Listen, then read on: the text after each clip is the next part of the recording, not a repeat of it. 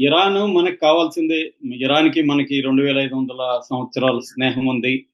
మన సింధు నాగరికత కాలం నుంచి కూడా ఇరాన్‌తో వాణిజ్య సంబంధాలు, వర్తక సంబంధాలు, కల్చరల్ రిలేషన్‌షిప్ ఉన్నాయి. ఆ తర్వాత 600 ఏళ్ళు పర్షియన్ లాంగ్వేజ్, అఫ్సిల్ లాంగ్వేజ్‌గా ఆహ్, ఆహ్, ఇటు సుల్తానేట్ గాని, బహ్మని ఇది గాని సుల్తానేట్ సామ్రాజ్యం గాని, మొఘలులు గాని వీళ్ళందరూ కూడా పర్షియా అనే మన కల్చర్‌లో గాని, మన సాహిత్యంలో అన్నిట్లో తీసుకొచ్చారు. అధికారిక భాషగా పర్షియన్ ఉన్నింది. పర్షియా ఇరాన్‌కి మనకి ఎప్పటినుంచో సంబంధాలున్నాయి. అయితే ఇటీవల కాలంలో ఇజ్రాయెల్‌కి, భారత్‌కి మధ్య టర్మ్స్ మారాయి. ఇప్పుడు జరుగుతున్న యుద్ధంలో ఇజ్రాయెల్‌కి ఇండియా సహాయం చేస్తుంది. పరోక్షంగా ఇరాన్ మీద ఇండియా అటాక్ చేస్తుంది అనే వార్తలొస్తున్నాయి. దీన్ని చెప్పుకునే ముందు ఇజ్రాయెల్‌కి మనకున్న సంబంధాలు ఆహ్, ఎలా మారుతూ వచ్చాయి? ప్రెజెంట్ ఎలాంటి సంబంధాలున్నాయనేది బ్రీఫ్‌గా చెప్పుకుందాం. 1948లో ఇజ్రాయెల్ ఏర్పడింది. 1950లో ఇండియా ఇజ్రాయెల్ దేశాన్ని ఒక ప్రత్యేక దేశంగా గుర్తించింది.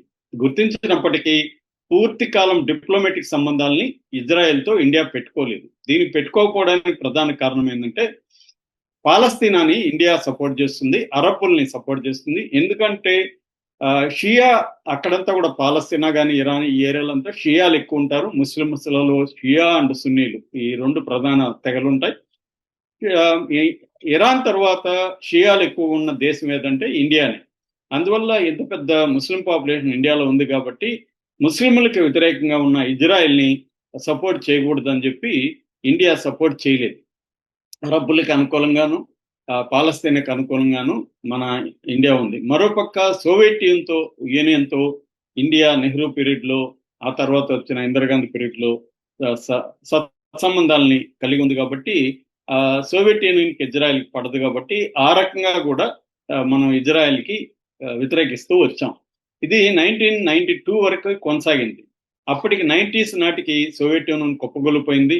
90 తర్వాత పివి నరసింహారావు, మన్మోహన్ ప్రభుత్వం సంస్కరణలు ప్రవేశపెట్టింది. అందులో భాగంగా మొదటిసారిగా పివి నరసింహారావు ప్రభుత్వం ఇజ్రాయెల్‌తో పూర్తి స్థాయి డిప్లొమాటిక్ సంబంధాల్ని పెట్టుకునింది. అయితే అది మళ్ళీ పరిమితంగానే ఉన్నాయి. ఎక్కువ సార్లు పిఎల్ఓ అంటారు, పాలస్తీనా లిబరేషన్ ఆర్గనైజేషన్ తోనే పివి నరసింహారావు ప్రభుత్వం కూడా ఎక్కువగా పాలస్తీనాని సపోర్ట్ చేస్తూ వచ్చింది. ఈ ఇజ్రాయెల్‌తో కొద్దిగా ఫ్లెక్సిబుల్‌గా మారాయి సంబంధాలు. అంతకుముందు కంటే బెటర్ అయినాయి. అయితే మోడీ వచ్చిన తర్వాత ఫస్ట్ టైము ఒక ప్రధానమంత్రి, మన భారతదేశ ప్రధానమంత్రి ఇజ్రాయెల్‌ని సందర్శించింది ఎవరంటే మోడీని. 2017లో మోడీ ఇజ్రాయెల్‌కి వెళ్ళాడు.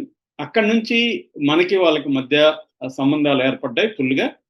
తర్వాత సంవత్సరం 2018లో ఇప్పుడున్న బెంజమిన్ నెతన్యాహు ఇండియాకి వచ్చాడు.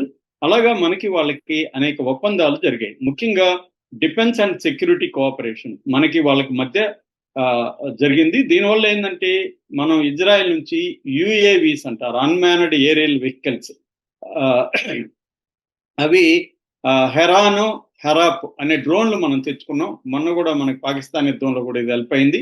అట్లాగే బరాక్ 8 అని ఒక మిసైల్ డిఫెన్స్ సిస్టమ్‌ని ఇద్దరు కలిసి డెవలప్ చేశామన్నమాట. ఇరాన్ అండ్ ఇండియా కలిసి డెవలప్ చేశాము. అట్లాగే spike anti tankers, surveillance tankers and communication ఎయిర్‌క్రాఫ్ట్‌లు వీటికి సంబంధించి కూడా మనం ఇజ్రాయెల్ నుంచి అనేక పనిముట్లు గాని, ఎక్విప్‌మెంట్ గాని తెచ్చుకుంటున్నాం. అట్లాగే కౌంటర్ ఇంటెలిజెన్స్‌లో బార్డర్ సెక్యూరిటీలో కావచ్చు, ఇంటెలిజెన్స్ విజిలెన్స్‌లో కావచ్చు, ఉమ్మడిగా కలిసి పనిచేస్తున్నాం. అట్లాగే అగ్రికల్చరల్ అండ్ వాటర్ టెక్నాలజీలో కూడా డ్రిప్ ఇరిగేషన్ మనకి చంద్రబాబు ఉన్న ప్రభుత్వంలో కూడా కుప్పం ఏరియాలో డ్రిప్ ఇరిగేషన్ ఫస్ట్‌లో ప్రవేశపెట్టాడు. ఈ డ్రిప్ ఇరిగేషన్ అనేది ఇజ్రాయెల్ నుంచి తెచ్చుకున్నాం. అట్లాగే ప్రిసైజ్ ఫార్మింగ్ అంటారు. కరెక్ట్‌గా నేలని అనుకూలంగా ఉపయోగించుకొని ప్రిసైజ్ ఫార్మింగ్ కూడా ఇరాన్ ఇచ్చింది. అట్లాగే వాటర్ సైక్లింగ్, డీసాలినేషన్ ఇవన్నీ కూడా ఇజ్రాయెల్ నుంచి తెచ్చుకున్నాం. అట్లాగే గ్రీన్ హౌస్ ఎఫెక్ట్ అనేది కూడా ఇజ్రాయెల్ నుంచే మనం తెచ్చుకున్నాం. దాంతోపాటు సెక్యూరిటీ, ఇంటర్నల్ సెక్యూరిటీకి సంబంధించి తర్వాత సైన్స్ అండ్ ఇన్నోవేషన్ అంటే ఇస్రో, ఐఎస్ఏ కలిసి పనిచేయడం, సైబర్ సెక్యూరిటీ, మనకి సైబర్ సెక్యూరిటీ నుంచి కూడా ఇజ్రాయెల్ నుంచి వచ్చింది. ఏఐ కానీ, తర్వాత రెన్యూవబుల్ ఎనర్జీ కానీ ఇజ్రాయెల్ నుంచి తెచ్చుకున్నాం. నిఘా వ్యవస్థ, సర్వైలెన్స్ అంతా కూడా ఇజ్రాయెల్ నుంచి. మనకి ఆల్రెడీ ఇప్పుడు ఇక్కడ ఫోన్ ట్యాపింగ్ కేసు తెలంగాణలో నడుస్తుంది. అది ఎక్కడి నుంచి వచ్చింది? ఇజ్రాయెల్ నుంచి వచ్చిన టెక్నాలజీ. అంతకుముందు మోడీ మీద కూడా విమర్శలు ఉన్నాయి. పెగాసెస్ అనే ఒక సాఫ్ట్వేర్ ని ఇజ్రాయెల్ నుంచి తీసుకొచ్చారని. అట్లాగే ఏబి వెంకటేశ్వరరావు ఇజ్రాయెల్కి వెళ్ళి తీసుకొచ్చాడని జగన్ కేసు పెట్టాడు.